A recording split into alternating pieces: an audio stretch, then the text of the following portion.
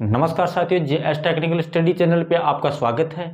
आज हम चर्चा करेंगे इंजीनियरिंग ड्राइंग के एमसीक्यू क्वेश्चन जो अपनी सीरीज है, जिसके पार्ट नंबर 3 के बारे में अपन लोग आज इस वीडियो के अंतर्गत चर्चा करेंगे। जो इंजीनियरिंग ड्राइंग का पार्ट नंबर 3 जो है, इसके अंदर मोस्ट इंपोर्टेंट आपके जो क्वेश्चनों की जो सीरीज चल रही है, आईटीआई की जो रेगुलर कैंडिडेट है जिनका जो ड्राइंग सब्जेक्ट है उसकी जो सीरीज है, इसके मोस्ट इंपोर्टेंट क्वेश्चनों के बारे में आज अपन लोग चर्चा करेंगे। तो चलते हैं साथियों क्वेश्चन की तरफ। देखिए, प्रथम जो क्वेश्चन अपना ये है, ड्राइंग बोर्ड के किस पदनाम में न्यूनतम साइज होता है।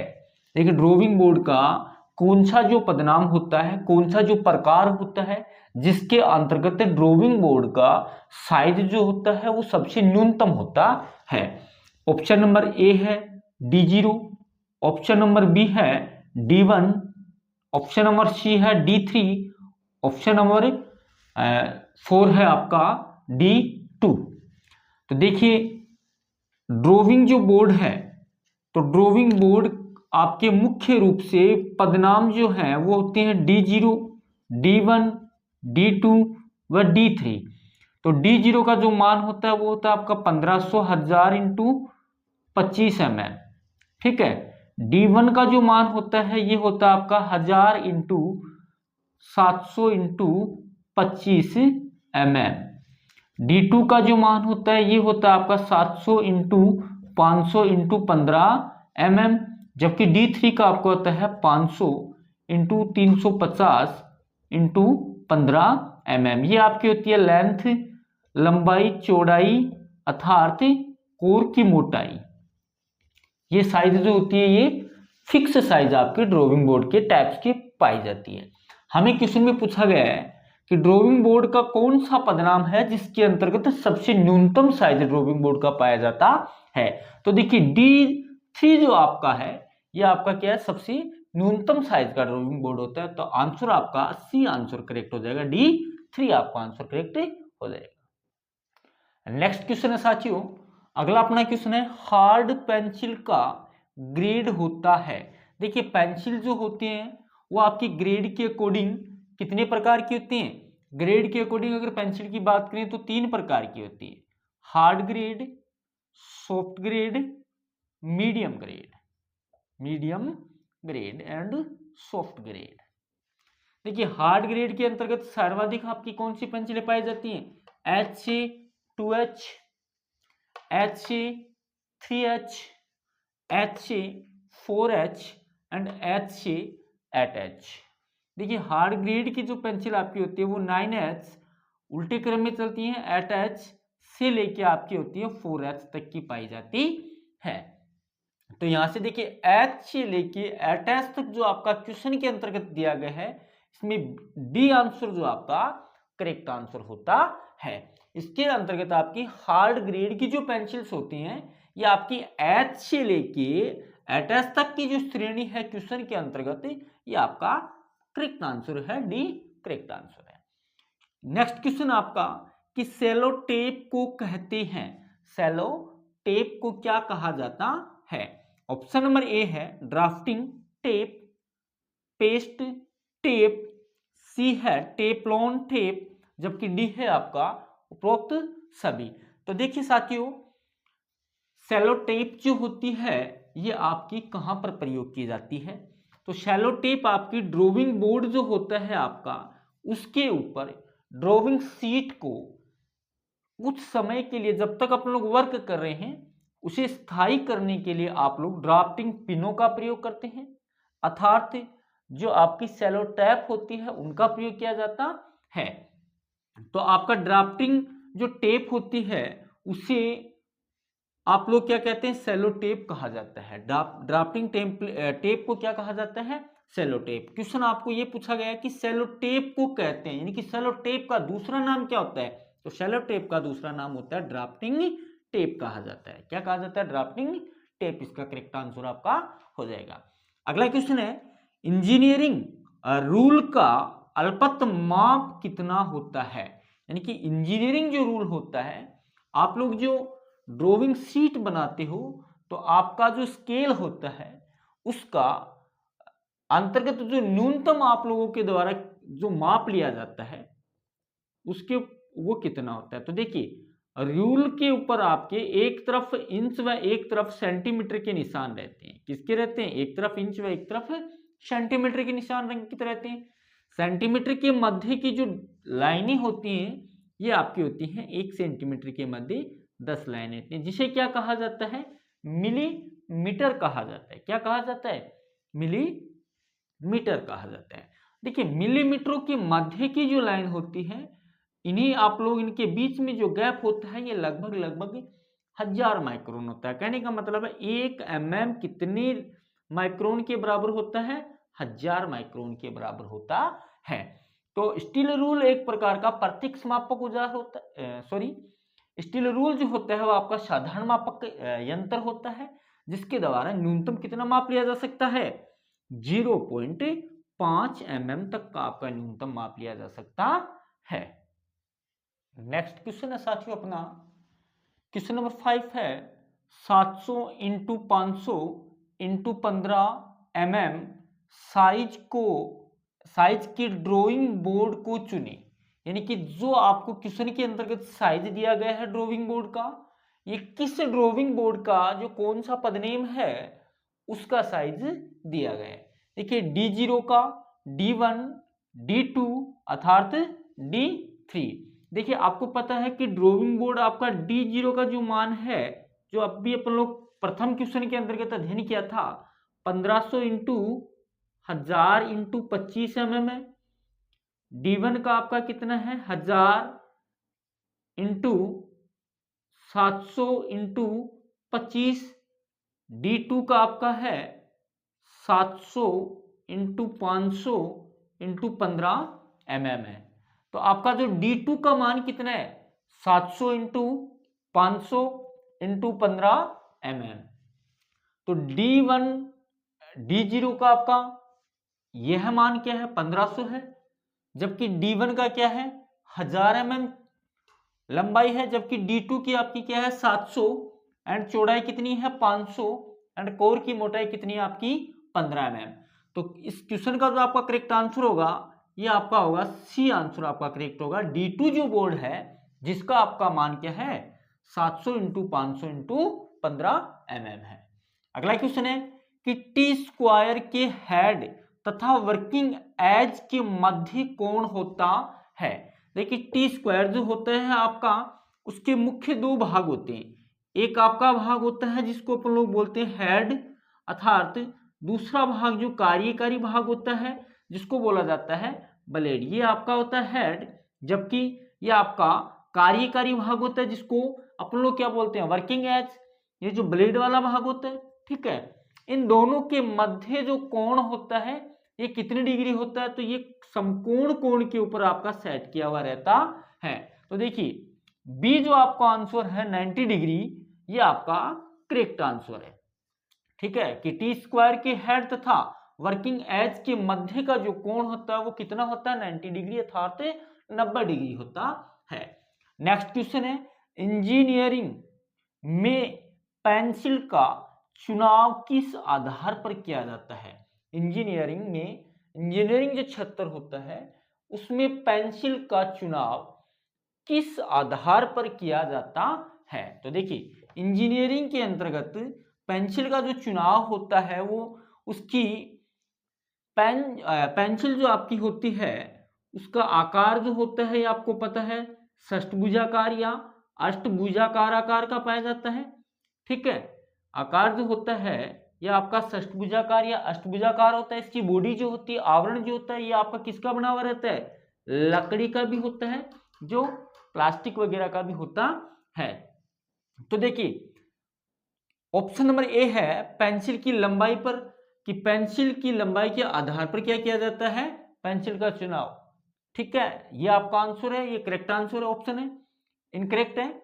दूसरा है पेंसिल का रंग, कि रंग के आधार पर पेंसिल का चुनाव, ये भी आपका सही नहीं है।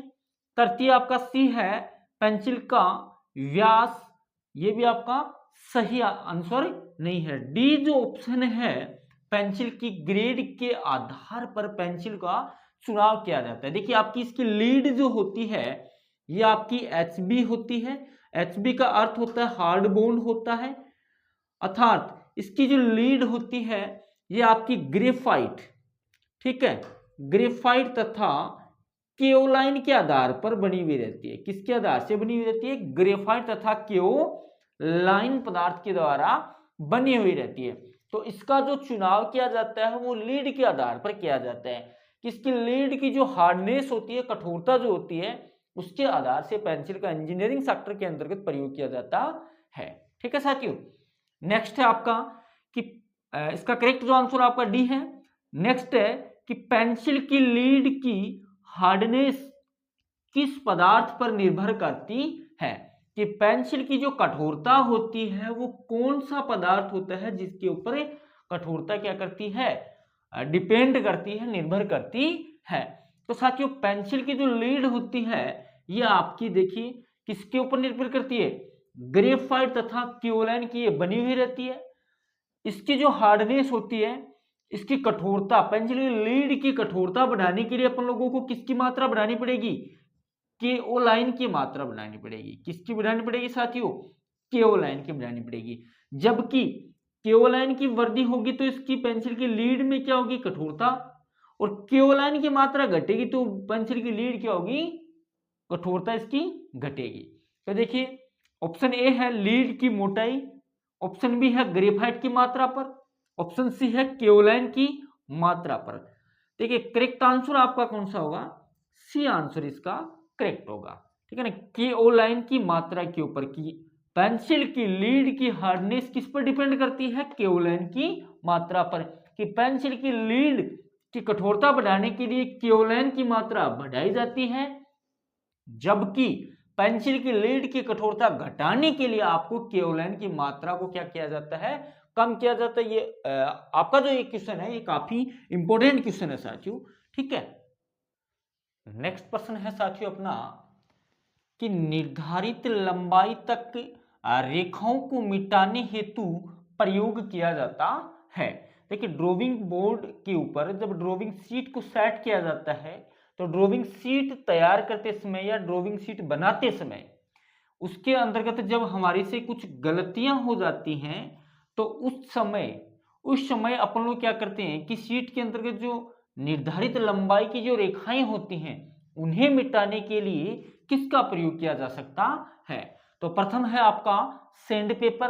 देखिए सैंड पेपर का प्रयोग कहाँ किया जाता है? सैंड पेपर आपका एक लकड़ी का गुटका होता है जिसके ऊपर एब्रेसिव कणों, एक कागज के ऊपर एब्रेसिव जो कण होते हैं उसे चिपकाकर लकड़ी के गुटके के ऊपर क्या कर दिया जाता है? चिपका दिया जाता है, जो पेंसिल की नोक को नुकीला बनाने के लिए काम में लिया जाता है।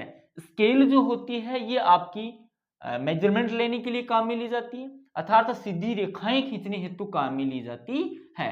तृतीय ऑप्शन आपका इरेजिंग शील्ड एंड फोर्थ है कोई नहीं। इरेजिंग जो शील्ड होती है ये आपकी कैसी होती है? आयताकार होती है, वृत्ताकार की, आयताकार आकार की जो होती है जिसके अंतर्गत फिक्स लंबाई के अंतर्गत क्या होते हैं? होल्स होते हैं, कटे हुए रहते हैं, जो अपन लोग क्या करते हैं कि शीट के ऊपर कुछ एक जो लंबाई के अंतर्गत जो रेखाएं होती हैं उन्हें मिटाने के लिए काम में लिया जा सकता है। तो इरेजिंग शील्ड आपका करेक्ट आंसर होगा। सी ऑप्शन जो है साथियों ये आपका करेक्ट आंसर होगा। इरेजिंग जो शील्ड होती है ये आपकी निर्धारित लंबाई तक की रेखाएं ड्राइंग शीट पर मिटाने हेतु काम में ली जाती है। नेक्स्ट अगला क्वेश्चन है कि ड्राइंग बोर्ड की मोटाई मुख्यतः कितने mm होती है? तो ड्राइंग बोर्ड की सामान्यतः जो मोटाई है ये आपकी कितनी होती है? 25 mm और कम से कम कितनी होती है? 15 mm। तो मुख्यतः मोटाई की बात की है तो देखिए 20 mm नहीं होती, 30 नहीं होती, 10 नहीं होती। आपका करेक्ट आंसर क्या होगा? बी ऑप्शन जो होगा ये आपका करेक्ट आंसर होगा कि सामान्यतः ड्राइंग बोर्ड की जो मोटाई होती है यह आपकी 25 mm होती है। अगला क्वेश्चन है कि निम्न में से सबसे छोटी ड्राइंग शीट होती है। देखिए ड्राइंग शीट का जो आकार होता है वो कैसा होता है साथियों? आयत आकार का एक पेज होता है। कैसा पेज होता है? आयता आकार का एक पेज होता है। जो आपका पदनाम की बात करें कि ड्राइंग शीट को A0 से प्रदर्शित किया जाता है, सॉरी A से प्रदर्शित किया जाता है। तो पदनाम कौन से होते हैं? A0, A1, A2, A3 and A4 अर्थात A5, ये आपकी ड्राइंग शीटें पाई जाती हैं। तो सर्वाधिक बड़ी जो ड्राइंग शीट होती है जो होती है आपकी A0, जिसका क्षेत्रफल जो होता है वो कितना होता है साथियों? पता है आपको? 1 मीटर स्क्वायर होता है। कितना होता है? 1 मीटर स्क्वायर होता है। और सबसे छोटी आपकी ड्राइंग शीट पाई जाती है वो कौन सी होती है? A5 ड्राइंग शीट जो है वो आपकी इस क्वेश्चन के अंतर्गत A5 जो आपकी ड्राइंग शीट है वो सर्वाधिक छोटी इसके अंतर्गत पाई जाती है। देखिए निम्न में से सबसे छोटी ड्राइंग शीट, यानी कि ये जो दी गई आपको है ड्राइंग शीटों का जो साइज दिया गया है, इनमें से सबसे छोटी आपकी कौन सी होती है? A5 आपकी सबसे छोटी ड्राइंग शीट होती है। अगले देखिए नेक्स्ट क्वेश्चन है अपना कि सैंड पेपर का कार्य होता है। सैंड पेपर जो है उसका प्रयोग कहाँ किया जाता है? जस्ट मैंने अभी आपको प्रथम 9 नंबर के जो क्वेश्चन है उसके अंतर्गत बताया था कि सैंड पेपर क्या होता है कि एक कागज का टुकड़ा होता है जिसके ऊपर धात्विक जो एब्रेसिव कण होते हैं उसको क्या कर दिया जाता है? चिपका दिया जाता है, ठीक है। और उस टुकड़े को एक लकड़ी के गुटके के ऊपर चिपकाने के पश्चात आप लोग जब ड्राइंग शीट बनाते हो तो उस समय है पेंसिल की जो नोक होती है उस नोक को नुकीला बनाने हेतु सैंड पेपर का प्रयोग किया जाता है। किसका प्रयोग किया जाता है? सैंड पेपर का प्रयोग किया जाता है। तो देखिए सैंड पेपर का क्या कार्य होता है? पेंसिल की लीड को काटना। देखिए काटने का कार्य नहीं होता, काटने का कार्य नहीं होता है, व्यास बनाना, यानी कि सैंड पेपर के द्वारा किसी भी प्रकार का कोई व्यास सर्किल नहीं बनाया जा सकता, ठीक है। पेंसिल की लीड को नुकीला बनाने हेतु, सी जो ऑप्शन है आपका ये आपका करेक्ट आंसर हो जाएगा कि पेंसिल की लीड को नुकीला बनाने हेतु सैंड पेपर का प्रयोग किया जाता है। नेक्स्ट क्वेश्चन है अपना कि समांतर रेखाएं खींची जा सकती हैं, यानी कि समांतर जो लाइन होती है, पैरेलल जो लाइन होती है, यह आपकी किस इंस्ट्रूमेंट के द्वारा खींची जा सकती है? तो देखिए ऑप्शन नंबर ए है आपका कि मिनी ड्राफ्टर, ठीक है। तो आपको पता है कि मिनी ड्राफ्टर की सहायता से अपन लोग पैरेलल लाइन भी खींच सकते हैं, वर्टिकल भी खींची जा सकती है, अर्थात हॉरिजॉन्टल लाइन व इंक्लाइंड भी खींची जा सकती है। दूसरा आपका टी स्क्वायर, यानी कि टी स्क्वायर की सहायता से भी अपन लोग किस रेखाओं का निर्माण कर सकते हैं? पैरेलल लाइनों का किया जा सकता है, अर्थात समांतर रेखाओं का किया जा सकता है एवं क्षैतिज रेखाओं का निर्माण किया जाता है। सेट स्क्वायर जो होता है जिसकी सहायता से अपन लोग किसका निर्माण कर सकते हैं? पैरेलल रेखाओं का निर्माण किया जा सकता है, अर्थात आपका समांतर रेखाएं खींचने हेतु मिनी ड्राफ्टर, टी स्क्वायर एवं सेट स्क्वायर तीनों इंस्ट्रूमेंट जो होते हैं जो काम में लिए जाते हैं। तो ऑल ऑफ दी अबाउ जो आपका करेक्ट आंसर है, डी जो होगा ऑल ऑफ दी अबाउ, ठीक है। इसका जो करेक्ट आंसर होगा आपका डी होगा। नेक्स्ट अपना अगला क्वेश्चन है कि ड्राइंग शीट की नकल बनाने हेतु किस पेपर का प्रयोग किया जाता है? देखिए ड्राइंग शीट जो होती है उसकी नकल बनाने हेतु अपन लोगों किन किन पेपरों का प्रयोग किया जाता है? प्रथम आपका ऑप्शन है ट्रेसिंग पेपर। देखिए ट्रेसिंग पेपर जो होता है यह आपका अमोनियम प्रिंट का होता है जिसका प्रयोग अपन लोग ड्राइंग शीट की नकल बनाने हेतु करते हैं। नेक्स्ट आपका ट्रेसिंग क्लॉथ जो होता है, जो कपड़ा जो होता है जिसको अमोनियम के घोल के अंतर्गत डुबोकर तैयार किया जाता है। तो आपका ट्रेसिंग पेपर अर्थात ट्रेसिंग क्लॉथ एवं ए तथा बी आपका डी आंसर करेक्ट होगा, यानी कि ट्रेसिंग पेपर का भी प्रयोग किया जाता है और ट्रेसिंग क्लॉथ का भी प्रयोग किया जाता है। तो करेक्ट आंसर होगा आपका डी, ए तथा बी आपका होगा। नेक्स्ट क्वेश्चन है आपका कि ड्राइंग बॉक्स के किस उपकरण द्वारा विमाओं का विभाजन व स्थानांतरण किया जाता है? कि ड्राइंग बॉक्स के अंतर्गत कौन सा इंस्ट्रूमेंट होता है जिसका प्रयोग विमाओं को अर्थात माप का स्थानांतरण करने हेतु व माप का विभाजन करने हेतु प्रयोग किया जाता है? तो देखिए प्रथम आपका ऑप्शन है, ए ऑप्शन है स्केल। देखिए स्केल का प्रयोग अपन लोग सीधी रेखा में माप लेने हेतु किया जाता है। इसका प्रयोग अपन लोग स्थानांतरण करने के लिए नहीं कर सकते हैं। दूसरा आपका होता है प्रकार, तो प्रकार का प्रयोग अपन लोग चाप काटने व छोटी सर्किल बनाने हेतु काम में लिया जाता है। तीसरा जो आपका है डिवाइडर, ठीक है ना। डिवाइडर एक ऐसा इंस्ट्रूमेंट होता है, ऐसा एक ड्राइंग बॉक्स के अंदर इंस्ट्रूमेंट होता है जिसकी दोनों निडल्स होती हैं जो रिवेट के द्वारा जुड़ी हुई रहती हैं। ये जो इंस्ट्रूमेंट होता है आपका, ये आपका एक विमा को समान भागों में, यानी कि वस्तु की जो विमा होती है वस्तु के समान भागों में बांटने के लिए काम में लिया जाता है एवं माप को एक स्थान से दूसरे स्थान पर रूपांतरित करने हेतु डिवाइडर का प्रयोग किया जाता है। तो करेक्ट आपका आंसर होगा सी।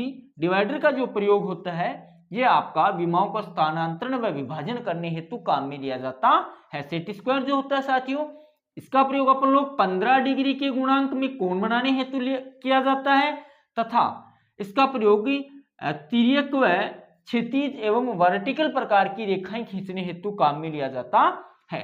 ठीक है, अगला क्वेश्चन है कि मुक्त हस्त चित्रण हेतु किस पेंसिल का प्रयोग किया जाता है। कि फ्री हैंड स्केच, जब अपन लोग ड्राइंग शीट के ऊपर वर्क कर रहे हैं, शीट तैयार कर रहे हैं, उस कंडीशन के अंतर्गत फ्री हैंड स्केच के लिए कौन सी जो पेंसिल आपको दी गई है उनमें से उसका प्रयोग किया जाता है। एच पेंसिल, दूसरा ऑप्शन आपका HB, सी ऑप्शन आपका है 4H एंड डी ऑप्शन आपका 3H। तो देखिए इसका बी आंसर जो आपका है ये आपका करेक्ट आंसर होगा। HB जो पेंसिल होती है इसका प्रयोग फ्री हैंड स्केच के अंतर्गत किया जाता है। साथियों ये जो अपना वीडियो था ये आपका इंजीनियरिंग ड्राइंग का एमसी क्वेश्चन की जो अपनी क्रमागत रूप से जो सीरीज थी उसका पार्ट 3 का वीडियो है। प्रथम जो शुरुआती दो जो वीडियो है आपकी, अगर आप लोगों ने वॉच नहीं किए तो आप लोग पीछे जाके वॉच करें, अर्थात इस वीडियो को ज्यादा से ज्यादा लाइक करें, शेयर करें एंड सब्सक्राइब करें। धन्यवाद साथियों।